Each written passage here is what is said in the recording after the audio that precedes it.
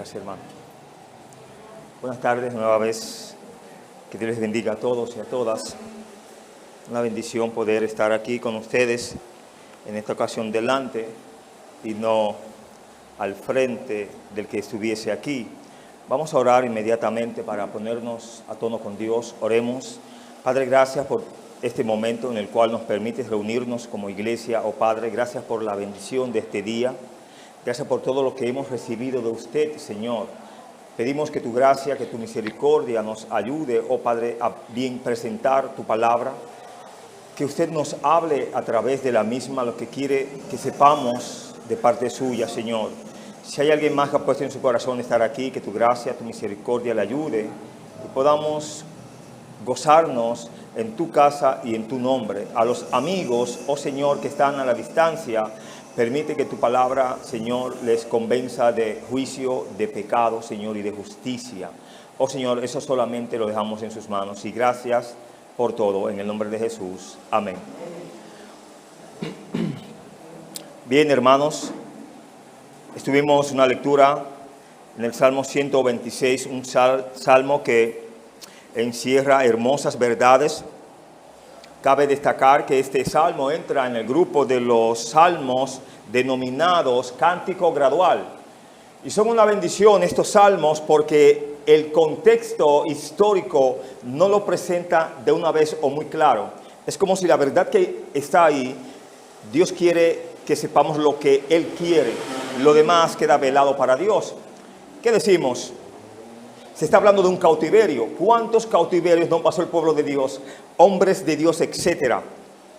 Son 15 salmos denominados cántico gradual. Si usted se fija, desde el 120 hasta el 134, todos son cántico gradual. No hay en sí un contexto histórico explicando lo que está pasando ahí, pero hay una verdad reflejada. O sea, no deja de haber una bendición, aunque Dios no lo muestre totalmente todo. A excepción de ciertos salmos, ejemplo, el 122 dice que es de David, el 124 por igual, luego salta al 131, 133. Estos cuatro dice de David, cántico gradual de David. Bueno, ya usted ahí puede tomar una idea de situaciones en las que David se enfrentó en su vida como hombre de Dios. Y recuerde que usted y yo en esta vida vamos a pasar por muchas situaciones, pero David encontró en su Dios un alto refugio. Y ese alto refugio está disponible para usted y para mí. Quiero hablar brevemente, asombrado por la obra de Dios. Asombrado por la obra de Dios. Y entramos en materia rápidamente. Verso 1, verso 2 nos dice: cuando Jehová hiciere volver la cautividad de Sión, seremos como los que sueñan. Entonces nuestra boca se llenará de risa y nuestra lengua de alabanza. Entonces dirán las naciones: grandes cosas ha hecho Jehová con estos, grandes cosas ha hecho Jehová con nosotros. Estaremos alegres. Vemos en el verso 1 que pudiéramos decir el salmista, porque es un salmo y quien escribe es un salmista, o el Espíritu Santo, que es más cómodo. Dice: cuando Jehová hiciere volver la cautividad de Sión. Está aludiendo que hay una cautividad, ¿no? O están relatando un hecho en el cual vivieron en un momento dado, ya estando en su ciudad o en su capital. Recuerde que aquí Sión habla de Jerusalén, una parte o unas palabras abreviadas de lo que implica Jerusalén como tal. Ellos, para referirse a Jerusalén, muchas veces decían ¿cómo? Sión. Llama mucho la atención la expresión, seremos como los que sueñan. Esa parte ahí ha de tomarse literal.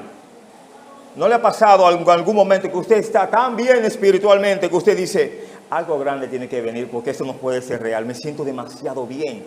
Y usted como que quiere estar en esa burbuja, en ese momento, que nada ni nadie le quite el gozo que tiene. Usted es consciente de que va a pasar, pero no quiere salir de eso. O le están pasando cosas buenas en su vida y usted dice, ¿y será real esto? Como decimos, nos pellizcamos a ver si estamos en tiempo real.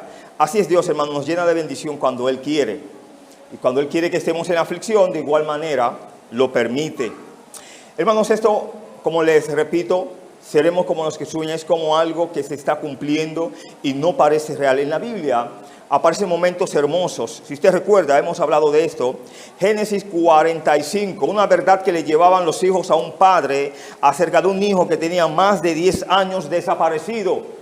Génesis 45, verso 25 en adelante dice: y subieron de Egipto y llegaron a la tierra de Canaán, a Jacob su padre, y le dieron las nuevas diciendo: José vive aún, y él es Señor en toda la tierra de Egipto. Y el corazón de Jacob se afligió porque no los creía.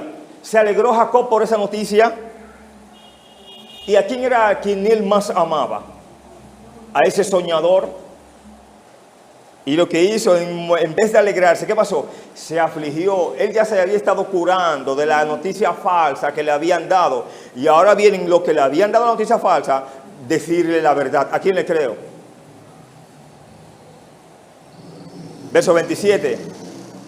Y ellos le contaron todas las palabras de José que él les había hablado. Y viendo Jacob los carros que José enviaba para llevarlo, su espíritu revivió. Entonces dijo Israel: basta, José mi hijo vive todavía, iré y le veré antes que yo muera. ¿Creyó o no creyó? Pero no obstante a eso, hermanos, Dios le aclara y le declara y le deja saber que es verdad. El padre no creía a los hijos, lo que hizo fue que se afligió. Pero cuando él ve como ese detalle, esos carros son de Egipto, estos muchachos, ¿cómo conseguirían tantos carros para venir aquí? Aquí hay algo. Ahí anda José. Porque si alguien tenía un corazón de Dios, era José. Un corazón desprendido. Si alguien tenía gracia para con Dios, era ese joven.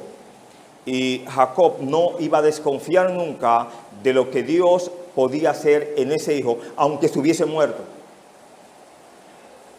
Capítulo 46, dice: salió Israel, Jacob, ¿no?, con todo lo que tenía, y vino a Beerseba y ofreció sacrificios al Dios de su padre Isaac.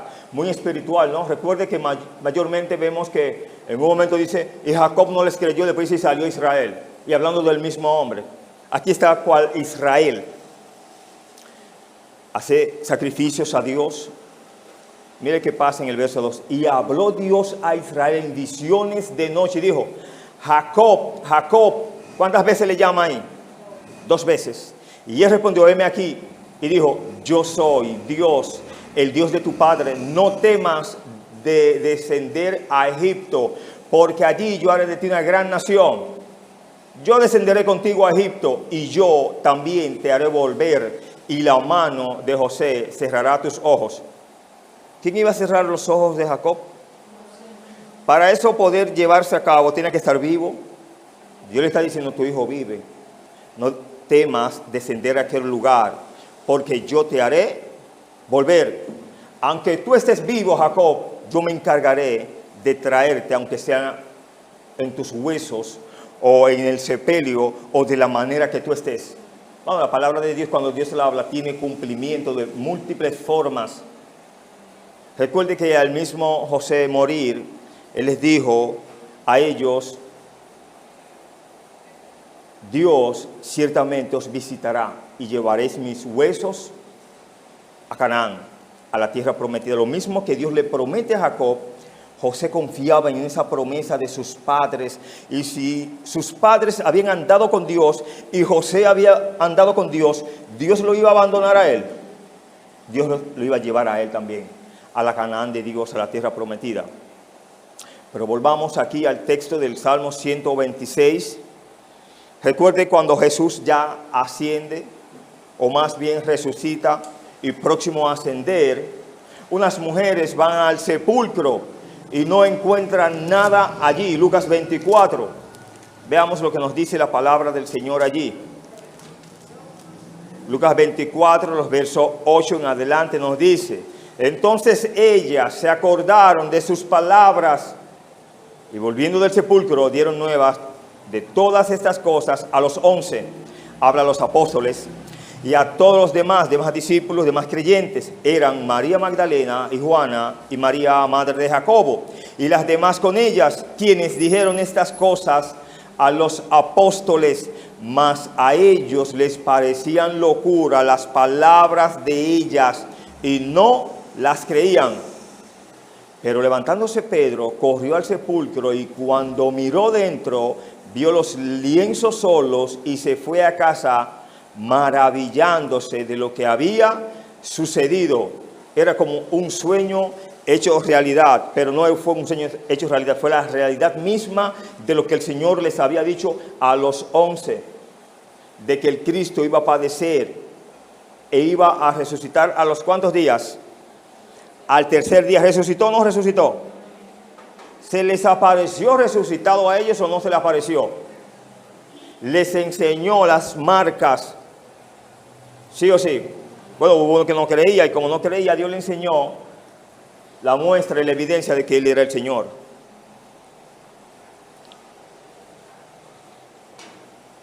Y nos enseña que a usted y a mí nos conviene ser creyentes y no lo contrario, porque ese es un camino de fe. Bienaventurados los que no vieron y creyeron, dice la palabra del Señor. Un poco más, vemos en Hechos capítulo 12, a Pedro también le pasa una situación igual, se le va dando unas cuantas órdenes y él como que no cree lo que está pasando. Hechos capítulo 12, verso 7 en adelante dice: y he aquí que se presentó un ángel del Señor y una luz resplandeció en la cárcel. ¿Qué les había dicho el Señor en cuanto a la luz? ¿No le había dicho yo soy la luz? Y el Salmo 127 no habla de ello. Jehová es mi luz, ¿de quién temeré? Aquí se le apareció una luz y vamos a ver un rasgo más. Una luz resplandeció en la cárcel y tocando a Pedro en el costado le despertó diciendo: levántate pronto. Y las cadenas se le cayeron de las manos. Le dijo el ángel: cíñete y átate las sandalias. Y lo hizo así. Y le dijo: envuélvete en tu manto. ¿Y qué más le dijo ahí? ¿Quién era el que le había dicho sígueme a la mayoría de esos apóstoles? A Mateo lo llamó así, a Pedro dijo sígueme, desde hoy ya no serás pescador de peces, sino pescador de hombres. Y a un joven rico también le dijo sígueme, pero este joven rico tenía demasiadas riquezas, no podía por el momento soltar una para agarrar la otra. Decidió agarrar el montón de riquezas y soltar a Cristo, quedándose entonces al final sin nada, sin riquezas y sin Cristo. Tengamos cuidado lo que abrazamos y lo que soltamos. Verso 9: y saliendo, mire que no se queda allí, le seguía, pero no sabía que era verdad lo que hacía el ángel. Oye, pero está preso, ¿no? Está con los grillos en los pies y en las manos. Ya está de pie y no cree lo que está pasando. Creía que era una visión, pero no era una visión. Habiendo pasado la primera y la segunda guardia que daba a la ciudad, la cual se les abrió por sí misma, y salidos pasaron una calle, y luego el ángel se apartó de él. ¿Qué fue lo que pasó con Pedro ahí? Quedó maravillado por lo que había pasado en ese momento. Una luz da las órdenes, una luz traspasa las puertas y traspasa la seguridad, como si no hubiera nadie, como si esos candados fueran de juguetes. Cuán poderoso es nuestro Dios, y a veces tan poco que creemos en Él. Hermanos, el poder de Dios es tremendo, si lo creemos. Volvamos al Salmo 126, a ver qué más bendiciones tenemos aquí. Al recorrer o al nosotros atravesar o pasar por situaciones, nos gozamos. Verso 2 nos dice: entonces nuestra boca se llenará de risa y nuestra lengua de alabanza. Entonces dirán entre las naciones: grandes cosas ha hecho Jehová con estos. Cuando nuestra boca se llena de risa es porque ya el corazón está rebosado de gozo. Y las naciones, los impíos, los no creyentes, hermanos, tienen que alabar a Dios, aunque sea de manera renuente, tienen que expresar y dar la gloria a Dios. Es lo que dice ahí. ¿Qué dice aquí?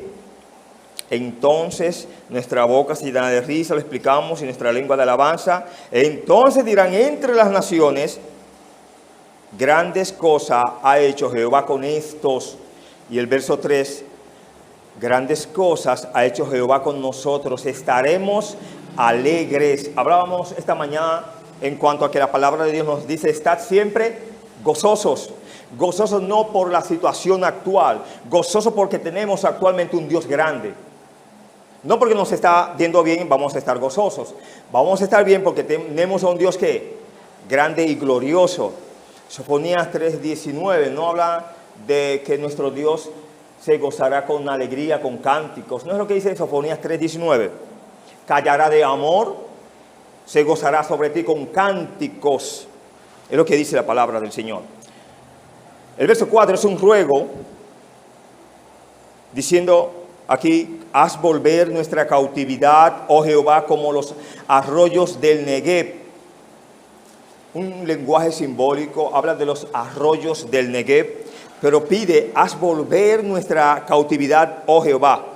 Bueno, aquí no hay un contexto claro en qué momento y en qué cautividad se encuentra el salmista. Pero si vamos a la palabra de Dios, vemos un momento donde un hijo se rebela con su padre, Absalón. ¿Con quién se rebeló? ¿Dónde vivía David cuando Absalón se rebela con él? Jerusalén, la capital, ¿no? Por lo regular, todos esos reyes vivían en la capital, en la ciudad. Recuerde que esa ciudad, Jerusalén, era llamada conforme quien la conquistaba. En el tiempo que los jebuseos la tenían, era llamada Jebús. En los tiempos de David fue llamada ciudad de David o Sión. Hermanos, estaba en su mejor momento esa ciudad. David no tenía miedo, porque si había un león adulto era David, y si aparecía un cachorro nuevo como Absalón, ¿usted cree que un león no va a temer a un cachorro? Y si Dios está con ese león, mucho menos. Y Dios estaba con ese león. Usted podría decir, sí, pero era un león viejo, pero experimentado en guerra. Tenía un séquito, una avanzada real que no temía tampoco. Si usted estudia la historia de David, sobre su capitán, sobre sus siervos, eso se componía de familia. Pero familia muy capacitada para pelear, que no temía. No porque él tuviese un hermano y venían a matarlo, se le iban, no, lo defendían. Recuerde que la historia es hermosa, 1 Samuel 14 hasta el capítulo 19, habla allí que muchos que eran amigos de David, ¿qué hicieron? Se le viraron, ¿no? Se olvidaron de él, dieron la espalda. Y otros que eran amigos de él, fingieron ser enemigos para cuidarlo a él. ¿Sí o sí? Cuánta trama, ¿no? A veces estamos en la cúspide, en el mejor momento, pero cuando caemos, los que son nuestros son los que se quedan. Y los que no son nuestros nos denigran, no nos buscan. Como decíamos esta mañana, mejor preferimos echarle que leña al fuego, no orar para que Dios lo levante. Bueno, es el caso de David. Personas que eran amigos de él, se fueron del bando de Absalón. Dieron consejos tremendos. Mátalo en tal lugar, no tengas piedad. Y ellos decían, no, no lo mates. Haga esto y esto. Cuidando a David, daban consejos así. Bueno, usted sabe la historia, que fueron más los que murieron vía el Señor versus los que murieron vía el hombre. ¿Quién fue que mató a Absalón?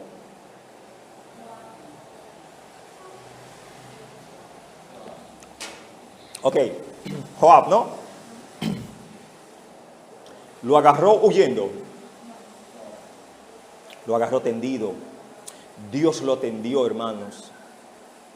Y Dios permitió que ese hombre lo matara.